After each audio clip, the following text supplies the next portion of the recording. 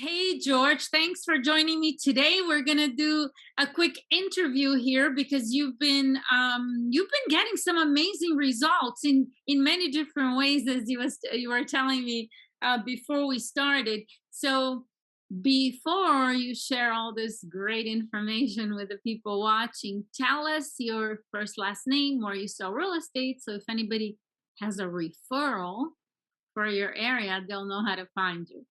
Awesome. So legally, I'm Jorge Martinez. I go by George Martinez, located here in Orlando, Orange County, which is by Disney. So anything Dr. Phillips area. Very good. So, Orlando in general, if you don't know, if you're in a different part of the country and you don't know where Dr. Phillips is, or just if you have something in Orlando, just call George. There you go. Exactly. And then Yeah. you'll figure it out. So, George, how long have you been in real estate?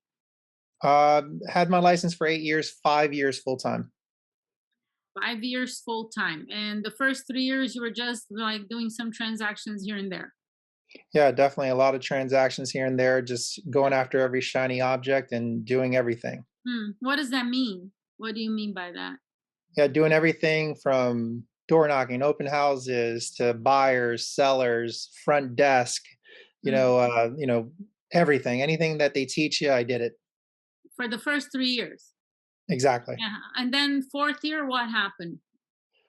Just get a shift. You get tired. You get kind of burnt out of doing the same thing, and then you learn that you can only become an expert of one thing. Really good, and that's where I came upon you doing some research. I've actually had taken you in a prior experience. You used to be a coach in another industry, and you kind Oh, of like struck real a chord estate, it with was me. another company, right? Yeah, another company. Yeah, Yeah. another company in real estate, and something about you. You spoke to me, and I heard that you were branching on your own, and you came up with Sales X, and it was just love at first sight. Oh, that's so nice. Ah, George, that's so sweet of you. So you've been with Sales X for a year and a half, I think it's been, right? Yeah, about a year and a half now. Right. And you told me before we started this, like we were just having a brief conversation, that you're, let's say, 2 years ago, 3 years ago, approximately how many closed transactions were you doing per year? Yeah, I would hit right at that mid 30 transactions per year. Okay. Like around 35 closed transactions a year, which is not bad. It's Exactly. pretty good. And now that you've been with SalesX, you're closing about the same. Is it 35, 40, or just in that area? Yeah, so last year I closed right at 40 40. transactions, and even though it's in the same range, I've gotten a lot of time back by focusing on one thing, lead generation with FISBOs and expireds, and it's been Okay. phenomenal. So you're saying gaining time, and you told me that you used to do open houses, so you were working on weekends. Tell me all, how has the business changed? Because you closed 40 last year, and what is your goal for 2022? The goal for 2022 is 60 listings Oh closed. yeah, George, that's it. I love it. And you said today you said two physical appointments. I was so excited Yeah, about that. I'm like, yeah, okay. And he said, well, that's not a typical day. Why not? Let's make that a standard. exactly. There you go. Anyway, what are some of the main changes that have happened for you? Because you said you've gained time. What were you doing before versus what you're doing now? Talk to me about that. Yeah, before I wasn't taking what you use massive action, that key term, being intentional, learning the dialogues. You learned enough just to get survive, and you have a lot of ebbs and flows. Now I've been intentional where all I do is concentrate on FISBOs and expireds, and of course, circle prospecting for my listings in my database. Yes. In the past, it was everything from open houses to door knocking to doing work in the front desk of my office to get walk-in traffic, or anything that had to deal with real estate. I did it all, and with your training, I just focused on that, and I got my life back in a sense. I don't work weekends. only if I have to, if I don't hit my numbers, but it's very seldom that I work a weekend. Mhm. I work my traditional, 4 hours of lead generation, the rest are appointments, and I'm home now like no later than on an average day, 4 o'clock, 5 o'clock, because I do most of my appointments early. If I have to hit a home run, I'll do a listing appointment at 7, but no later than 8 o'clock. I'm home with the fam. Wow.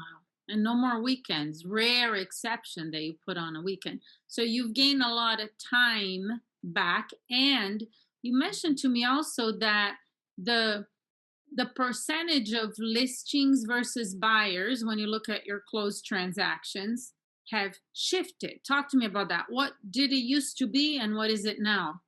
Yeah. So last year, I know for a fact it was at 73% of my transactions closed were listings. Years Yay. prior, yeah, it could vary anywhere between, mid 50% to lower, just going after buyers. If I had, double side deals, you get that desperation. Yeah. Well, that alone, buyers can waste a lot of time. And then you said last year you hired an assistant. How did that come about? Yeah, that came about, in your training, just experience pulled the trigger. I know you give your background story where, you had your significant other, he was handling the admin and you just pounded the phones per se, figuratively. And I Hmm. took that approach and I got to enjoy vacations more. Didn't worry while I was gone. She's my gatekeeper. So, and then And hired two more admins. you didn't have an assistant before, so if you did, when you don't have an assistant, you are the assistant. Exactly. And then you talked about, you mentioned, and I want you to mention it for the people watching here too, is that you used to you get some transactions or pending deals, and then you have to start taking care of that, and then you stop the activities that produce the pending transaction. Then you go 2 or 3 months and you don't have anything going on. So that's not Exactly. fun. No. You got consistency now. Yeah. So yeah, like you said, it was just chasing after, getting a lot of deals, doing the admin, and then business would slow down and I would have to start all over again. Yep. Yep. That famous roller coaster of real estate. Like you don't have an assistant, you go through that for sure. And now you hire two more assistants. Yes, two more assistants, so a total of three full-time admins. Awesome. Good for you. Thank George, you. for someone watching and they don't know where to start, and I know you're a fan of Sales X Training. I don't want you to just say sign up for Sales X Training. Sure, sign up for Sales X Training. But let's say they can't do it now for whatever reason, and you're the top three things that you would say. Here's my advice. This is what you need to do to be able to survive and thrive in real estate, because we know how transient this business is, right? You get a license now and like a year from now you're already like looking for a job. So Yeah, what would definitely. your top three advice would be? Obviously number one is going to be, someone like yourself. Sales X Training has been phenomenal. The Why? support. Yeah, it has to do more than with anything is the support system. I mean, Hmm. at a minimum, we have webinars every Tuesdays and Thursdays, and you have other wonderful training on your platform. Minimum of like 70 people on a one minimum conversation that are asking questions directly to you.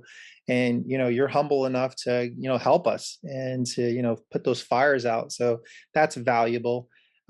We have Zoom classes in a sense that we're all lead generating, prospecting together, hearing other competitors in our own backyard sometimes, working with us and coaching each other, and just taking that massive action more than anything else. Okay, so that's one. What would Oh, okay. So were your top three right there? I, and then summary, yeah, it would be, but more than anything, I think you said it in your, and I'm going to paraphrase it, so I may butcher it. You said it in your last webinar, I think it was, is sometimes, you just have to take the action with regards to just making the calls. And then with the coaching and then with the consistency, it's going to come along. And in another class you mentioned as well, this kind of we triggered with me. Once you have that belief in you that you can do it, you're going to be unstoppable. And I think that has helped me, consistently. I'll do anywhere, 6 deals, 7 deals if I'm lucky in a month, but consistently nonstop at a minimum. Our standard now is 3. Like, I mean, that's how confident we are is closing at a minimum of 3, and we've done that consistently for the last 6 months. And now if we get up to that 5 consistent, which we've been touching over the last 2 months, if we can get that, then we bring another person in. So our not only myself, but my staff is getting excited of the growth that we have. You know, we want to bring in more talent. Yeah, absolutely. That's so exciting. I'm so happy to hear that. George, um, how much do you practice? Talk to me about you role play, you practice, you read scripts. What are you doing to master the craft, the art of communication? What are you doing? I mean, I'm that anomaly out there, so it takes a lot, you know, with your community. By myself, I'm up at 4 a.m. You know, mindset, exercising, working on my body, working on my scripts and dialogues. You know, by 7 o'clock, I'm role playing with one person. 7:30, I'm role playing with another, and then 7:45, I'm getting ready to make my calls, and it's nonstop. I have what it is like a library in my car of just your training and mental stuff that I'm just constantly listening to and bombarding myself, you know, brainwashing myself in a positive way because, you know, it's a dog eat dog world out there, and Mhm. Yeah. it's, you know, it's fierce. So this 4 a.m. wake up time is your Monday through Friday schedule. It is, yeah, and Saturdays and Sundays. Oh, the weekends too. Yeah, because it's got, you know, honestly, I'm practicing my scripts as much as I can because it's 1 or 2 days off and you're off your game, you know, and it's Ooh, fierce. I love that you said that. You know, Yeah. I always I don't say this a lot to you guys, but I have mentioned in some lessons. You don't take time off from learning and improving yourself and strengthening your mindset and pouring great positive ideas in your mind. Well, you take the weekends off from that. So what happens? Mhm. You know, like Yeah. you go backwards real quick.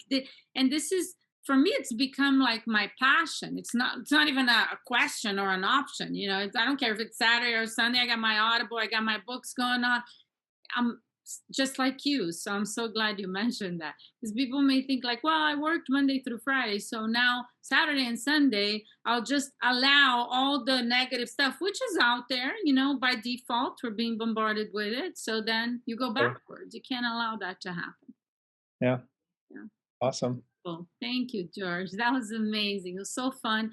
I trust that everybody watching got some great ideas, and congratulations, George, on not only the consistency of your business, the more listings than buyers, getting your time back, and just continuing to improve. And cheers to 60 closed transactions in 2022.